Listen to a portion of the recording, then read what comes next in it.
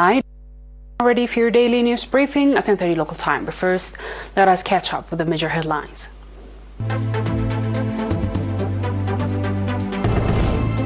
Training on the use of organic fertilizers.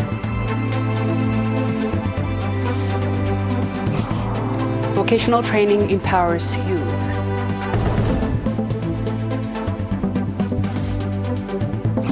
Scores dead in Mali gold mine collapse.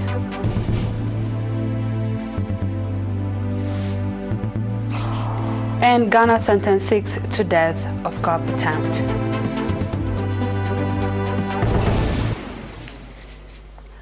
On our local news, a comprehensive training program encompassing both theoretical and practical aspects of organic fertilizers usage was recently conducted for 25 exemplary farmers in the Barawa subzone. The training, organized at the Fruits and Vegetables Extension Center, covered the production of compost fertilizers and highlighted their comparative advantage. This instructive session was led by Mr. Mengstaap, an expert in fruits and vegetable development. During the training, Mr. Mengstaap also delivered an extensive presentation on the potential consequences of modern fertilizers on humans and livestock health.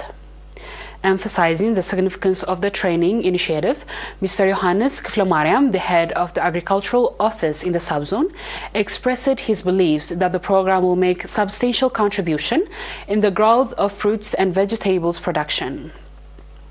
The exemplary farmers reorganized the vital role of the organic fertilizers in agricultural activities, strongly advocate for the expansion of such programs. A comprehensive vocational training program ranging from 1 to 6 months in duration has been provided to a total of 296 youth in the Barawa subzone. This initiative aimed at equipping youth with valuable skills in various fields. The vocational training covered a wide range of disciplines, including musical instruments, beauty salon, electricity, line installation, solar energy installation, first aid, and social science. Mr. Dawit Mengstaap, the head of the National Union of Eritrean Youth and Students in the subzone, emphasized that the union's primary goal is to enhance the overall capacity of youth. He noted that in 2023, a total of 950 young people in the subzone benefited from the vocational training across various fields. Mr. Girmay Gabru, the head of Union Branch in the southern region, encouraged the trainees to seize opportunities provided by these training programs and utilize their skills to improve their livelihoods. A microcredit and saving program serving the Tesane subzone has reported significant contribution in improving the livelihoods of its customers.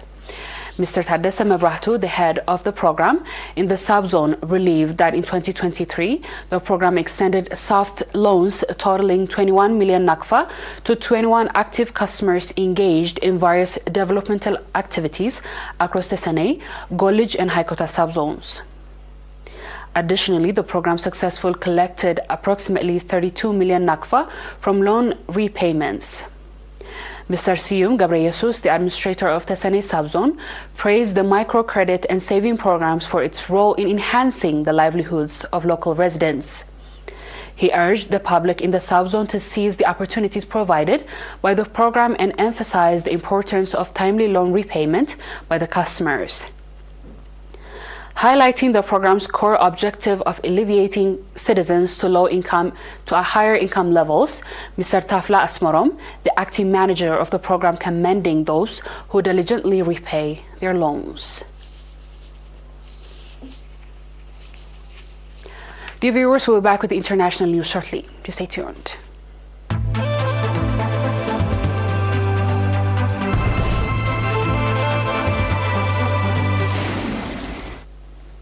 Welcome back. More than 70 people were killed after a tunnel collapse at a Malian gold mining site last week, a local gold mining group leader and a local official told AFP on Wednesday. Mali's Ministry of Mines, in a statement on Tuesday, has announced the death of several miners but did not give precise figures. The government offered its deepest condolences to the grieving families and to the Malian people. It also called on communities living near mining sites and gold miners to meticulously respect safety requirements and to work only within the perimeters dedicated to gold mining. Mali, which is among the world's poorest countries, is one of Africa's leading gold producers. Gold mining sites are regularly and scene of deadly landslides, and authorities struggle to control artisanal mining of the metal.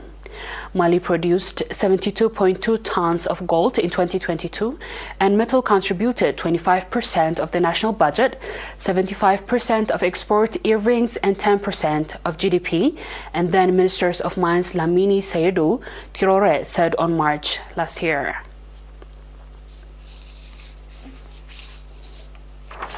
On our last news, 6 Ghanaians, including 3 soldiers, have been sentenced to death by hanging on the involvement of the coup plot 3 years ago.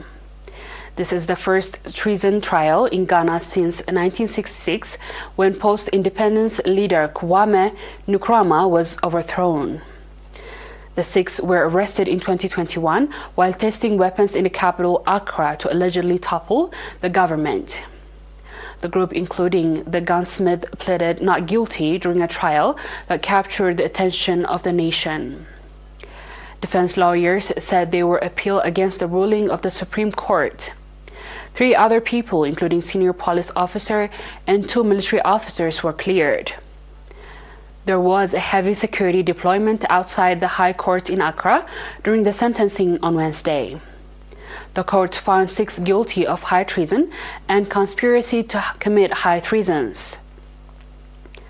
State prosecutors said group had planned to organize protests supposedly to topple President Nana Akufo-Addo's government ahead of 2022 general election. Dear viewers, we've come to the end of tonight's news. Let's have a quick recap of the headlines.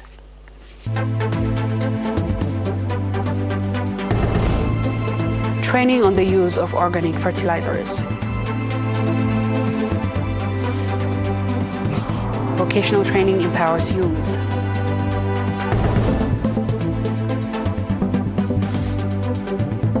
Scored dead in Mali gold mining collapse.